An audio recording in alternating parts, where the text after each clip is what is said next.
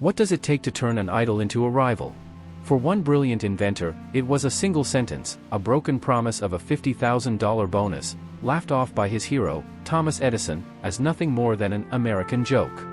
That casual betrayal didn't just end a partnership, it ignited one of the most vicious and spectacular feuds in the history of science.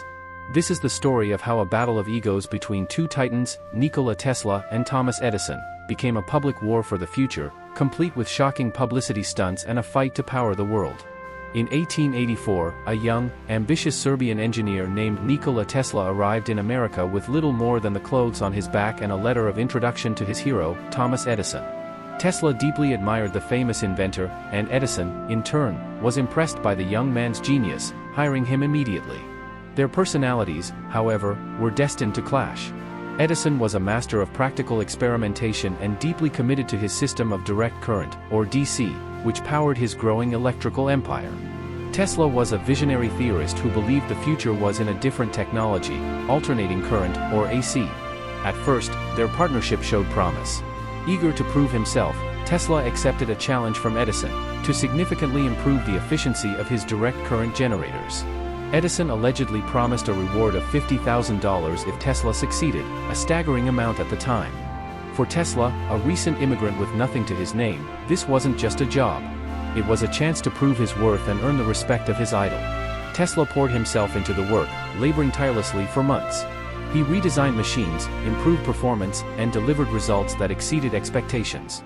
But when he finally asked Edison for the promised reward, the response was devastating. Edison reportedly laughed and said, "Tesla, you don't understand our American humor.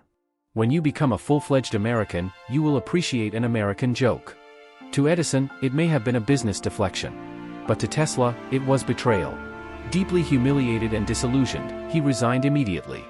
That moment shattered more than a promise, it shattered Tesla's admiration for Edison. The man he had once revered now stood in his way. A hero had become an obstacle. An idol had become a rival. That small moment of disrespect lit the fuse for one of the most explosive scientific rivalries in history. Free from Edison's shadow, Tesla soon found an ally in industrialist George Westinghouse.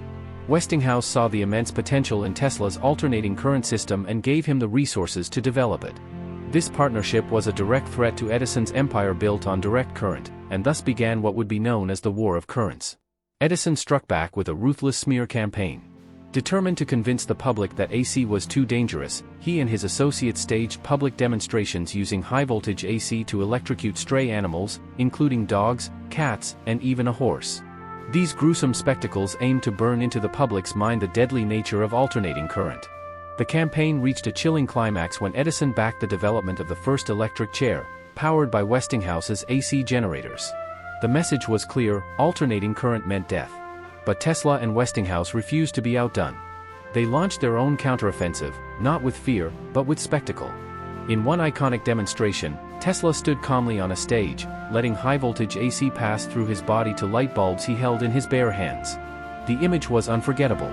His message was bold and direct: when properly understood and handled, AC was not dangerous, it was the future. What started as a technical dispute had now become a war of perception. The media pounced, turning scientific rivalry into public theater.